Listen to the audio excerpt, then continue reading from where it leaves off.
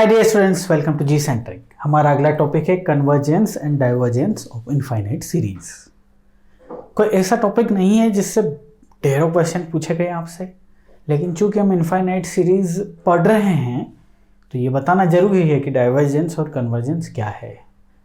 Limited set of questions भी हैं, तो उसका मतलब ये है कि हम टॉपिक को छोड़ तो कतई नहीं सकते, इनफाइनाइट सीरीज को कवर करना है। लेकिन क्यों मैं बार बार इस चीज़ पे एम्फेसिस कर देता हूँ कि ये इम्पोर्टेंट है, ये इम्पोर्टेंट नहीं है, ये एक्चुअली किस आधार पर डिसाइड होता है बेटा कि गेट का पैटर्न क्या है।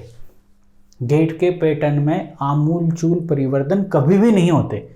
मतलब अभी तक की हिस्ट्री में ऐसा नहीं आया कि जो टॉपिक, जो कॉन्सेप्ट एक बार पूछ लिया, उस कॉन्सेप्ट को छोड़ के नए कॉन्सेप्ट से क्वेश्चन पूछा है।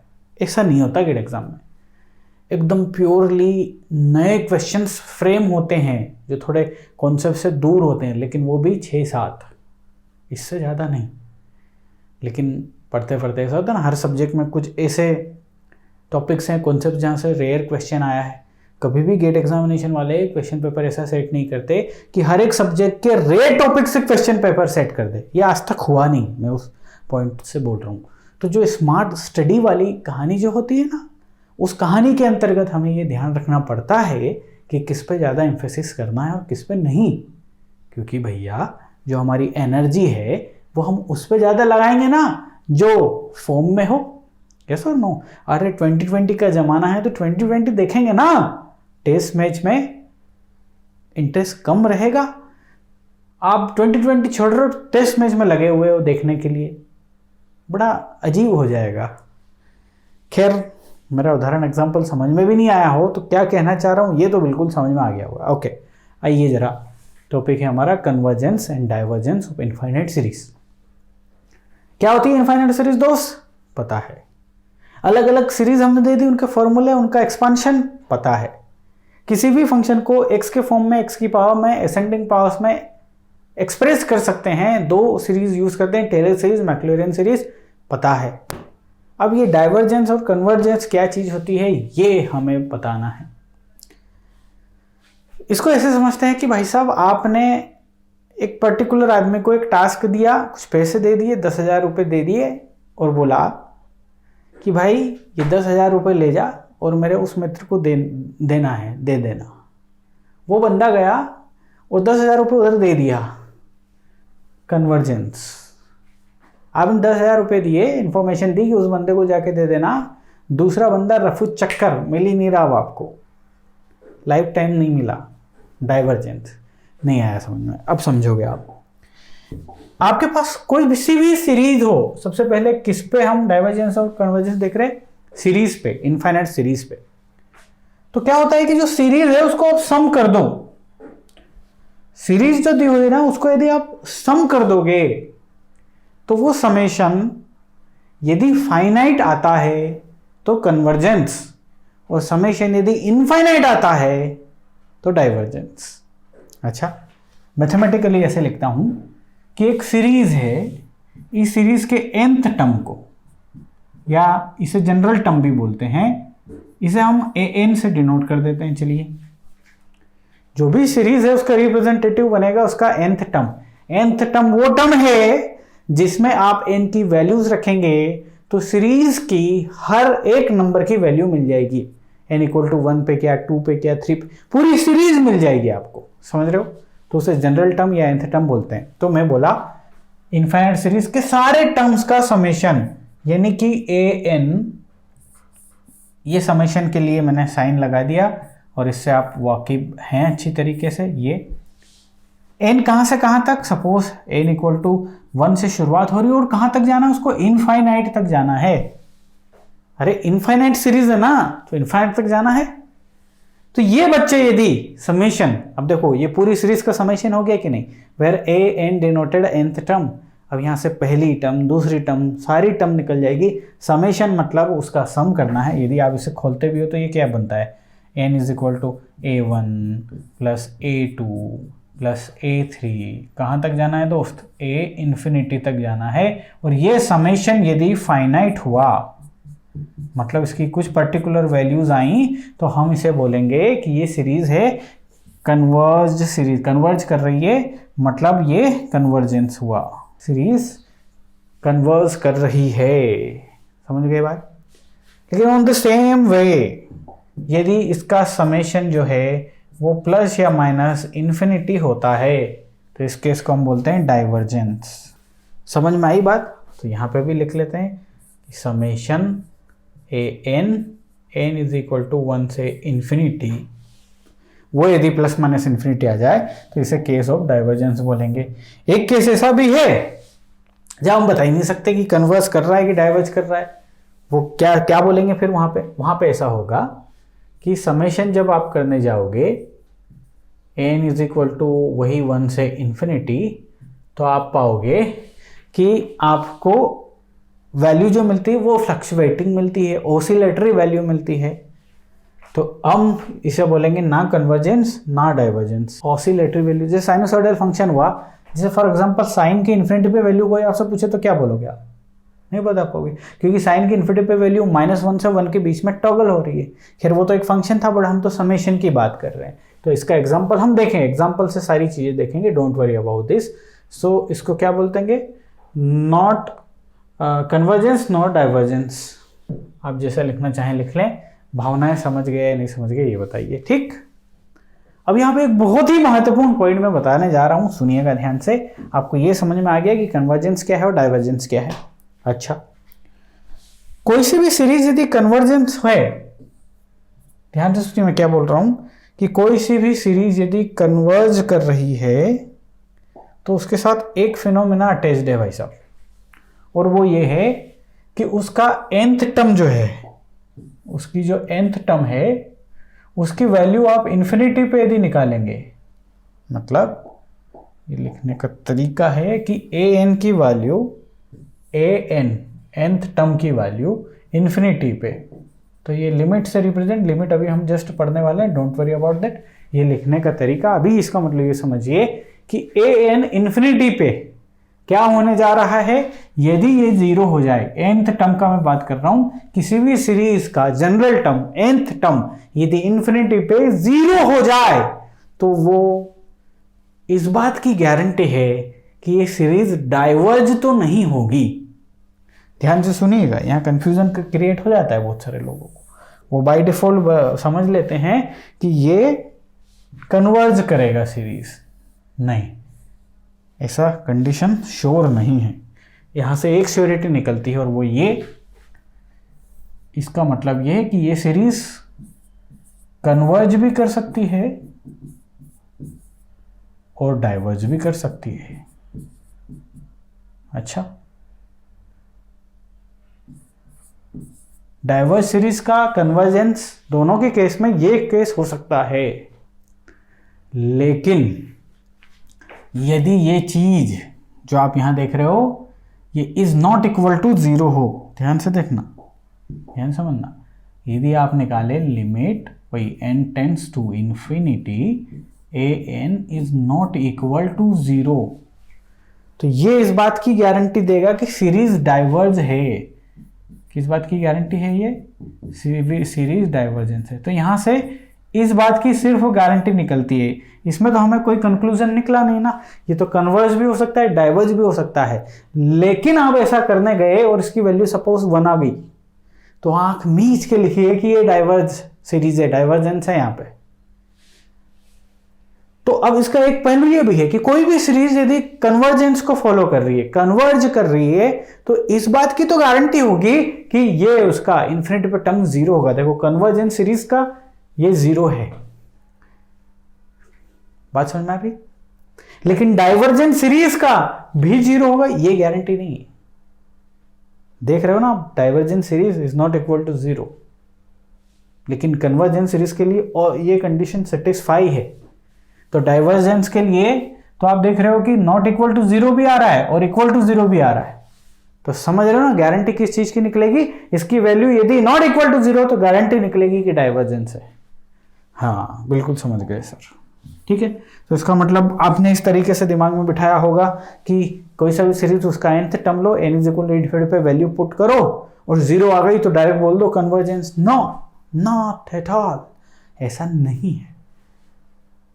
फिर क्या, आप वैल्यू निकालने गए और वो 0 के बराबर नहीं आई तो डाइवर्जेंस पक्का है, इसकी गारंटी कर दो आप। लेकिन 0 आई तो आप बोलोगे कन्वर्जेंस नो, हो भी सकता है नहीं भी, क्योंकि डाइवर्जेंस के केस में भी हो सकता है। देखेंगे हम, वैल्यूज देखेंगे, एग्जांपल्स देखेंगे। इतना बात समझ में आ गया। अब देखो जरा, आपके सामने एक वैल्यू लिख रहा हूं मैं। उस वैल्यू से पहले एक और चीज, और वो ये कि यदि आपके पास एक जियोमेट्रिक सीरीज है, जीपी है, वेरी इंपॉर्टेंट है, ध्यान से सुनते जाइएगा, काम आएगा। जियोमेट्रिक प्रोग्रेशन है ना, और ये क्या है फॉर्म इसका? सर सीधा सा फॉर्म है।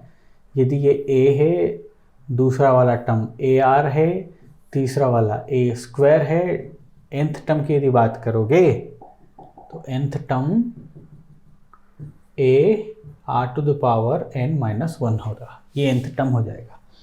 तो ये जीपी हुई, और जीपी का यदि समेशन क्यों कर रहे हो भाई? कन्वर्जेंस डाइवर्जेंस देख रहे हैं। यदि इसका समेशन देखोगे बेटा आप, यदि इस जीपी का आप समेशन कर दो तो समेशन कैसे डिनोट होगा? nth टर्म क्या है? A r to the power n minus 1, n is equal to, आप 1 से इन्फिनिटी तक कर दें तो इसका समेशन का फॉर्मूला आपने देखा है ना, a1 माइनस आर। ए क्या है? फर्स्ट नंबर, आर क्या है? कॉमन रेशियो है, और ये होता है समेशन। अब यहां पे एक गारंटी वाली चीज सुनिए, यदि आपके पास इस r की वैल्यू, कौन किसकी वैल्यू? r की वैल्यू 1 से छोटी हुई तो आपकी गारंटी है कन्वर्जेंस की। ओके, डाइवर्जेंस मोर स्पेसिफिकली आप इसको ऐसा समझ लीजिए, ये मोड में रख लीजिए, इसे ये भी रख लीजिए ग्रेटर इक्वल टू, ठीक। तो इसका मतलब यदि आप देखोगे इसको ध्यान से तो आप पाओगे r is greater than -1 and less than 1। यही पढ़ा था ना हमने जब मोड पढ़ा था। और इसका मतलब क्या है? ग्रेटर का मतलब क्या है कि r जो है ना ग्रेटर इक्वल टू 1 या फिर r is lesser equal to 1, इन दोनों के केस में डाइवर्जेंस मिलेगा। ये बात तो गारंटीड है मेरे पास। अच्छा, और जाने से पहले गारंटी वाली कुछ चीज़ें ना, अब डायरेक्ट हाँ एक और हम फॉर्मूला दे देते हैं आपको, वो भी ध्यान रखो। यदि आपके पास एक समेशन है और वो है 1/n to the power p, ठीक है, लाइक दिस, और आप ये p को 1 से लेके इन्फिनिटी तक जा रहे हैं, एक सीरीज बन जाएगी ना। ओके, अब ये सीरीज में यदि ये जो p है बेटा ये ग्रेटर देन लेस देन 1 हुआ तो ये कन्वर्ज करेगी, सॉरी तो ये डाइवर्ज करेगी। वेट अ मिनट, इसको ये भी ले लो आप। और यदि ये ग्रेटर देन 1 हुआ ना तो फॉर श्योर कन्वर्ज करेगी। ये कुछ रेडीमेड फॉर्मेट्स हैं, ध्यान रखें, तो डायरेक्ट कर लेंगे हम, है कि नहीं? इतना डीप तो जा ही नहीं रही, बहुत बड़े टॉपिक्स हैं दोस्त, बहुत ज़्यादा बड़े टॉपिक्स है। क्वेश्चन लेता हूँ मैं, कुछ क्वेश्चन मैंने देखे हैं। द सीरीज ऑफ, ये पूछा है हमसे, और ऑप्शन है हमारे पास कन्वर्जेंस, डाइवर्जेंस, ऑसिलेटरी या नन। ऑसिलेटरी उस केस में थर्ड वाला जो केस हमने देखा था, थर्ड वाला केस क्या था हमारा? Where is that case? ये रहा डाइवर्जेंस। और इस केस में ऑसिलेटरी वैल्यू की जगह ये लिखिए आप कि neither finite nor infinite value, nor infinite value, ना तो फाइनाइट मिल रहा है ना इनफाइनाइट मिल रहा है, तो उसे ऑसिलेटरी फंक्शन बोलेंगे। ठीक है, फिलहाल यहाँ आइए, the series of this is, देख के ही समझ में आ रहा है सर ये तो हमारी जीपी है 1 प्लस ये हो गया r, ये हो गया r² प्लस आगे जाइए। तो दो तरीके हैं सर, जीपी का आपने डायरेक्ट बताया है कि r की वैल्यू बिलो 1 है तो ये पक्का क्या है? कन्वर्जेंस है। समझिए बात को, कन्वर्जेंस है। r की वैल्यू क्या है यहाँ पे? सर यहाँ पे है 2/3, 2/3 का मतलब है 0.67, और 0.67 एक से छोटा है तो ये सीरीज का आंसर है हमारा कन्वर्जेंस। दूसरा है कि हम सीरीज का सम निकालते हैं भाई, क्योंकि हमें तो पता है कि सम निकालना है, और यदि आप सम से कर दो तो आपकी बल्ले बल्ले। nth टर्म क्या बनेगी यहाँ पे? सर वो बनेगी a की वैल्यू है 1, 2/3 की power n, n is equal to 1 से इन्फिनिटी, तो यदि आप इस जीपी का समेशन देखोगे तो ए की वैल्यू है 1 माइनस 2/3, तो आप देखो जरा 1/1/3, तो इसकी वैल्यू बन रही है 3 एक फाइनाइट नंबर हुआ। ये क्या है? ये तो फाइनाइट नंबर है ना दोस्त। तो फाइनाइट यदि ये नंबर है तो ये जीपी क्या हो गई, ये सीरीज क्या हो गई, कन्वर्ज कर गई। मान लो ये वैल्यू इनफाइनाइट होती तो हम इसे डाइवर्जेंस केस बोल देते हैं। तो ये सीरीज जो है कन्वर्ज कर रही है। दूसरा जैसे log 2 log this and that. अब आपको समझ में ही नहीं आएगा कि इसको कैसे ऐड करें। आ रहा है क्या समझ में? नहीं आ रहा है तो थोड़ा सा आपको जुगाड़। जब भी लोग आए तो लोग के फार्मूले ध्यान रखें। वो फार्मूले क्या कहते हैं? यदि हमारे पास लिखा होता है log mn तो इसका मतलब होता है बाय log प्रॉपर्टी हम राइटिंग दिस log n होता है। अब देखो आप log m plus log n ये सारे ऑलरेडी इस फॉर्म में है, तो क्या इन्हें इस फॉर्म में लिख सकते हैं? बिल्कुल लिख सकते हैं। तो चलिए आइए फिर मदद कीजिए हमारी, इस फॉर्म में लिखते हैं। ठीक, तो इस फॉर्म में जब हम लिखेंगे तो ये हो जाएगा log, मल्टीप्लाई करना है सबका, 2 गुना 3/2 गुना 4/3 गुना 5/4, बस ये गुणा करते जाओ। अब देखो लास्ट टर्म क्या लिखेंगे। देखो पहला टर्म क्या है, log 2/1 पहला टर्म। तो nth टर्म क्या होगा, nth टर्म पहला यदि है, दूसरा क्या है, दूसरा, और यहाँ एक हाई, तो nth टर्म में क्या हो जाएगा, nth टर्म में nth टर्म और यहाँ पे n+1 उससे एक ज़्यादा, isn't it? यस। तो अब जैसे ही आप इसमें देखेंगे तो पाएंगे 2 से 2 गया, 3 से 3 गया, 4 से 4 गया, 5 सब उड़ गए, बचा क्या, सिर्फ और सिर्फ log n+1। और चूंकि ये कहानी कैसी है, जहाँ पे n टेंस टू इन्फिनिटी है, ध्यान रखें limit n tends to infinity है दोस्त। तो limit n tends to infinity, तो आप पाएंगे कि ये वैल्यू आ रही है infinity. So this is case of diverge, this series diverges. समझ में आ गई बात? आप समेशन भी ले सकते हो, summation n is equal to this से दैट, फाइनल टर्म तो यही है, काम हो गया आपका। अच्छा अगला क्वेश्चन आइए जरा, सीरीज दिस इज। अच्छा अब ये सीरीज को यदि आप खोलो, देखो, करो तो क्या पाओगे। मान लो इसको खोलता हूँ मैं, n की वैल्यू 1 रखें, -1, फिर +1, -1, +1, -1, +1। अब आप चलते चलो, अब -1 टू द पावर इन्फिनिटी। क्या बता सकते हैं कि इन्फिनिटी को आप सम इवन वैल्यू मानेंगे या ओड वैल्यू मानेंगे? कंफ्यूजन इज देयर ना, क्योंकि आप देख रहे हो कि ओड वैल्यू के लिए -1 आ रहा है, इवन वैल्यू के लिए +1 आ रहा है। इन्फिनिटी पे तो आप कंफ्यूज हो कि इवन मानोगे या ओड मानोगे। तो इन्फिनिटी पे आपको ना तो फाइनाइट वैल्यू मिल रही है ना इनफाइनाइट वैल्यू मिल रही है। तो ये केस हो गया कि ये सीरीज कौन सी होगी दोस्त, ऑसिलेटरी सीरीज। ऑसिलेशन का मतलब ये है टॉगल हो रहा है भाई साहब, इनफाइनाइट पे वैल्यू मालूम नहीं है हमें। ठीक, अगला ये देखो, ये सीरीज है। अब इसका समेशन करने में हमें नानी याद आ जाएगी, तो हमने एक और रास्ता अख्तियार किया था, और वो ये कि कोई सा भी सीरीज का यदि nth टर्म हमें पता हो, जैसे कि इस सीरीज का nth टर्म हमें पता है, और वो क्या है, n 2n+1, this is the nth term, isn't it, इस सीरीज का। और हम जानते हैं कि सर यदि इन्फिनिटी पे limit n tends to infinity पे an निकालो और यदि 0 ना आए तो सीरीज डाइवर्ज कर जाएगी। तो देखते हैं जरा, दिस n, ऊपर से n कॉमन लेना पड़ेगा, नीचे से भी n कॉमन लेना पड़ेगा, 2 तो है ही, तो आप पाओगे 1+1/n कॉमन। क्यों? क्योंकि इन्फिनिटी पुट करना है ना हमें। चलो इन्फिनिटी पुट करते हैं n की जगह, तो ये n कट हो गया, आपके पास बचा 1/2, n की जगह इन्फिनिटी, 1/∞ इज 0, सो ये 1 बचा। तो आप पा रहे हो कि this value is nothing but 1/√2। तो this is not equal to 0। Condition क्या आ गई, an is not equal to 0, n कहाँ पे, इन्फिनिटी पे, है ना। Limit n tends to infinity पे ये हो रहा है, तो इसका मतलब ये है कि सीरीज क्या कर रही दोस्त, डाइवर्ज कर रही। तो nth टर्म से अभी हमने यहाँ पे कर लिया।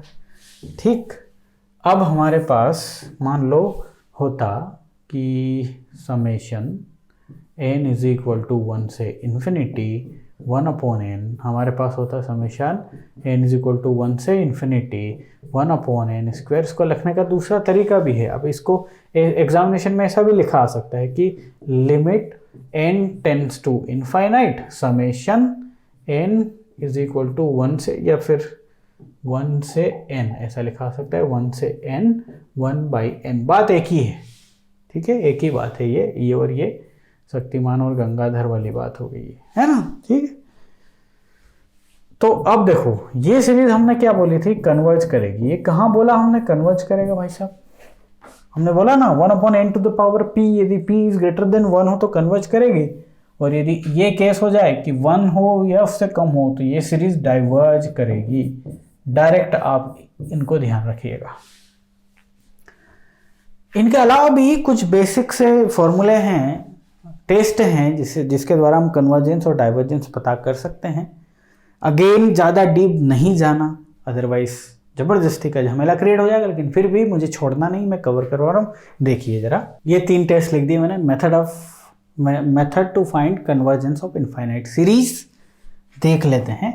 कंपैरिजन टेस्ट है हमारे पास, रेशियो टेस्ट है और कॉचीस रूट टेस्ट है। इजी फॉर्मूलेज हैं।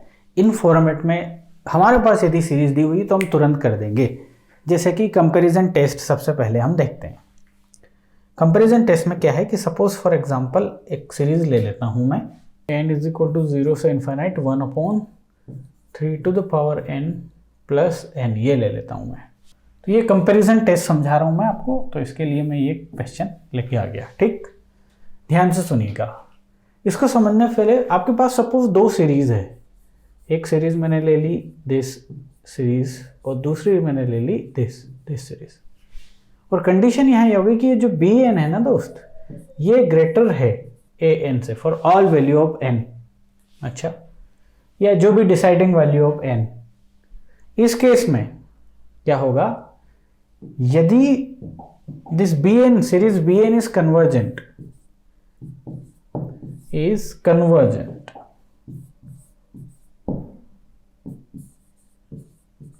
then this an is also convergent। Condition क्या है लेकिन कि bn, ये कंडीशन फुलफिल होना चाहिए, bn ग्रेटर देन an होना चाहिए। इस केस में यदि सीरीज bn कन्वर्ज निकली तो an बाय डिफॉल्ट कन्वर्ज कर दो। अच्छा, और यदि सीरीज an डाइवर्ज निकली, इज डाइवर्ज्ड, देन बाय डिफॉल्ट बड़े वाले को भी डाइवर्ज कर दो। समझ में आ गया ना बात? कहानी सिंपल है दोस्त। देखते हैं जरा। अब ये है, जैसे यहां से 2 सीरीज सबसे पहले निकालते हैं हम। कंपैरिजन करना है ना हमें, तो बिल्कुल इसी से निकलेंगी वो सीरीज, इसी से निकालना है जो दिया गया है उससे। अब ध्यान से देखो, आपके पास मान लो एक सीरीज होती 1/3 की पावर n, ये सीरीज होती। यहीं से मैं कर रहा हूं, आप समझ जाएंगे कैसे और क्यों।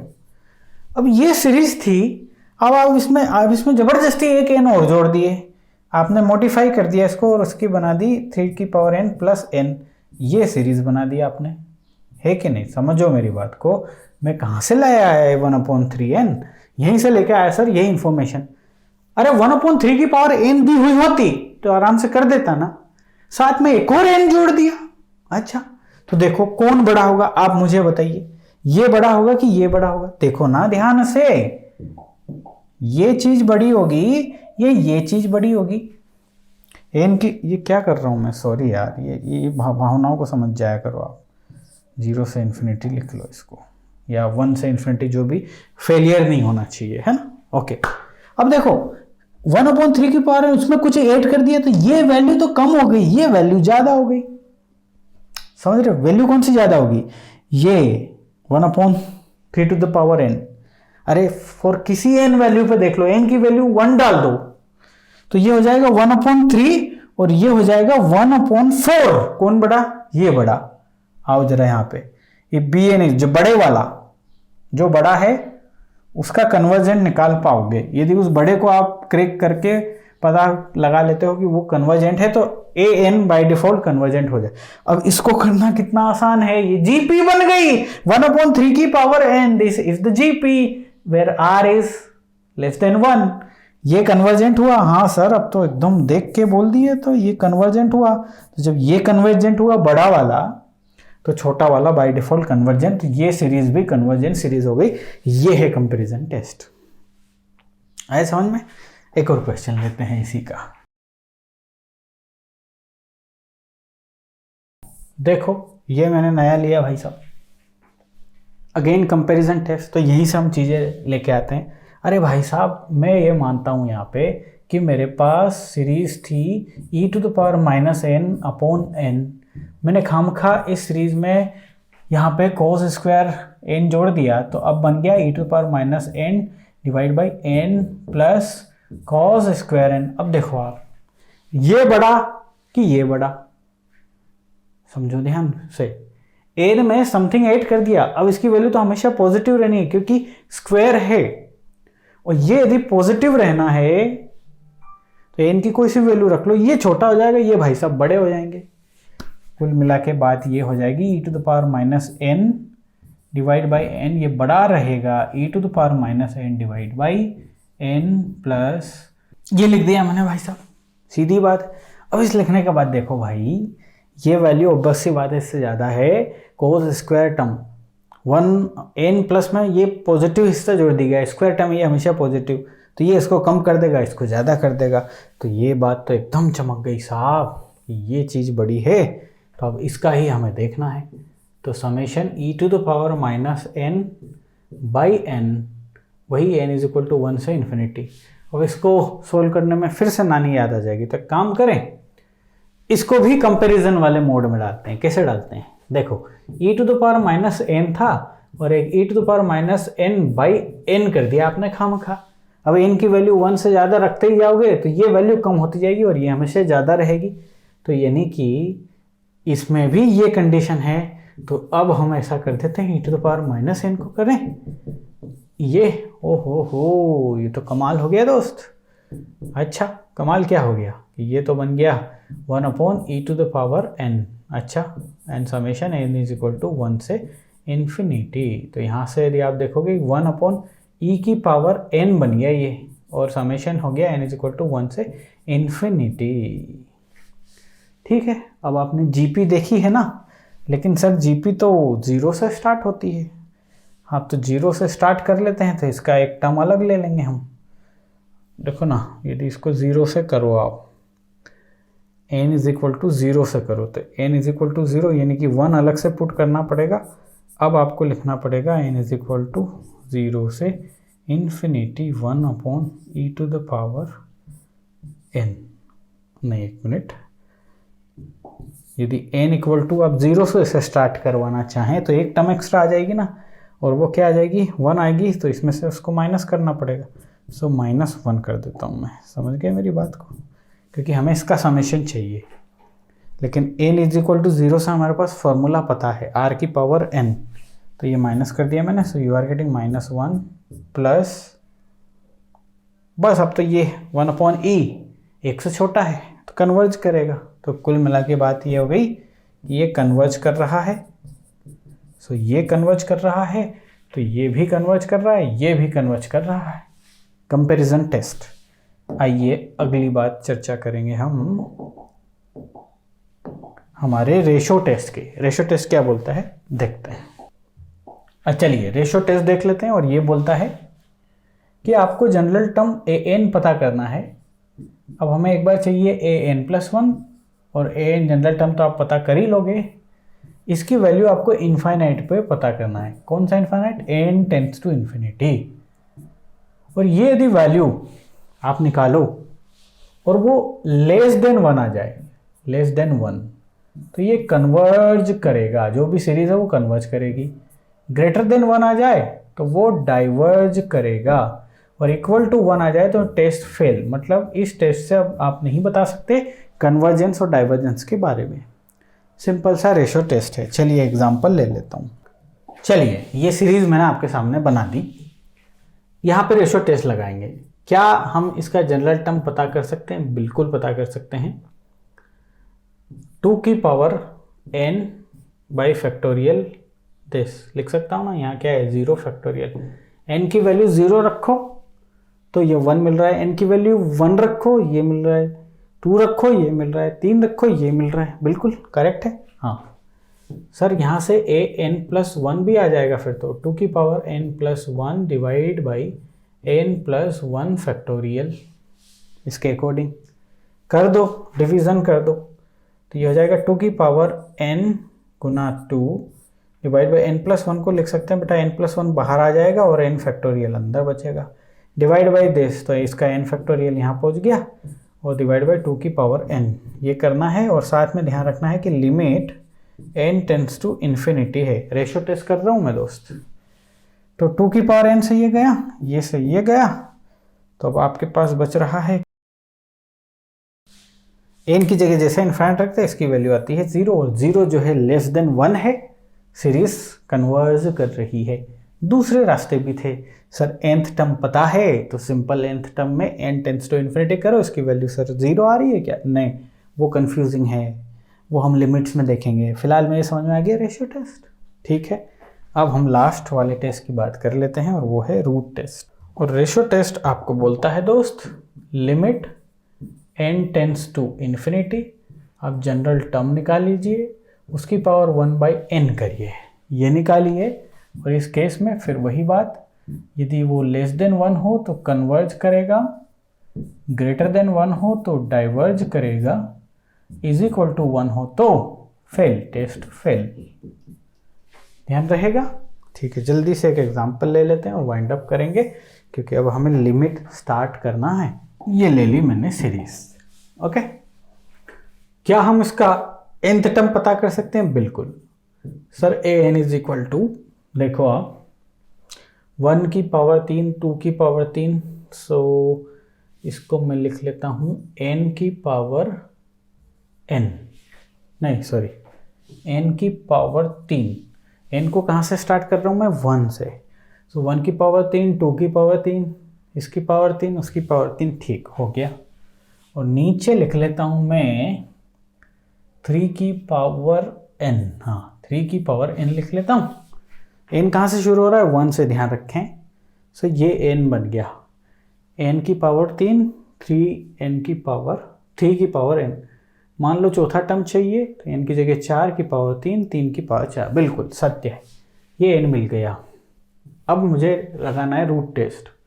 सो an limit n tends to infinity, an की वैल्यू आ रही है n³ डिवाइड बाई 3 की पावर n और साथ में 1/n। अब जैसे ही इसे अंदर डालोगे ये आ जाएगा 3/n और 3 की पावर n/n, तो ये सिर्फ 3 बचा आपका। Condition is like this. ठीक है, तो 1/3 तो कांस्टेंट है, उससे कोई लेना देना है नहीं। यहाँ पे n की पावर हो जा रही है 3/n, और आपकी जो लिमिट है वो है इन्फिनिटी।